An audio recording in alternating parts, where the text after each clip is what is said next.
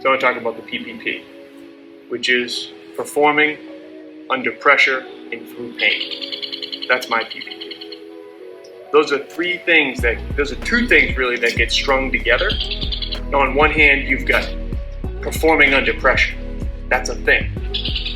When you've got to get something done by a Friday and it's Thursday and it's going to take you 12 hours. That's performing under pressure. But what I've learned over the past 4 years in particular is that not only do you have to be great anyways, I mean, you can be good, never perform under pressure, but to be great, which I think is the calling in all of us, to be great, you've got to perform under pressure, which means do the shit, hit the deadlines, buy the buildings, fill the buildings, refi the buildings, pay the investors, etc., overcome some adversity. That's performing under pressure. When there's a gun to your head and you've got to make the right decision, to hire, to fire, right? To stay, to leave. All those things happen. That's performing under pressure. If the business to you is personal, there will be pain in the business because anything that's personal will ultimately bring pain. But stringing those things together is, I think, what the call of the hero is, or the hero's journey. And on the other hand is performing through pain. So I have to make 10 good decisions today under pressure, knowing that my mom might die. That's pain, right?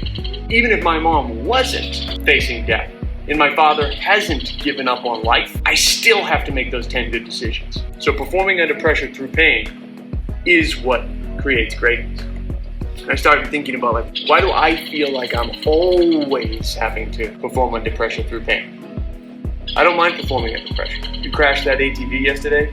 Once I found out you were all right, no big deal to me. I'd prefer not to pay any money, but it's just not a big deal, right? It's not that big a deal. I started thinking about Tom Brady and the Patriots, and I'm thinking to myself, what would the Patriots be, or what would Tom Brady be if they went out to the field every day and just threw the ball around and just ran plays without another team on the other side? What would that be? They call that practice, right? Another P for you. That's just practice. You hear coaches say, we had a great week of practice, and then they went out and lose the game. Your greatness and your accomplishments are going to be determined by the size and regularity of your opposition. So in order for the Patriots to create a dynasty, they have to beat other teams. They can't just go out and practice. Without opposition, it's just practice, right? So when you see opposition, that's how you know it's fucking game day. It's not practice anymore. And you can tell what game you're in, whether it's week 1, week 10, week 16, NFC divisional playoff, or the Super Bowl by the size of that fucking opposition. So if you're facing something absolutely huge, it is likely you're in your Super Bowl. And if you can break through that and fight every single down with every single thing you have, and you win the Super Bowl, I promise you it's rewarding, and that's what creates greatness. I brought you here and you here so we could practice. There's some practice going on here.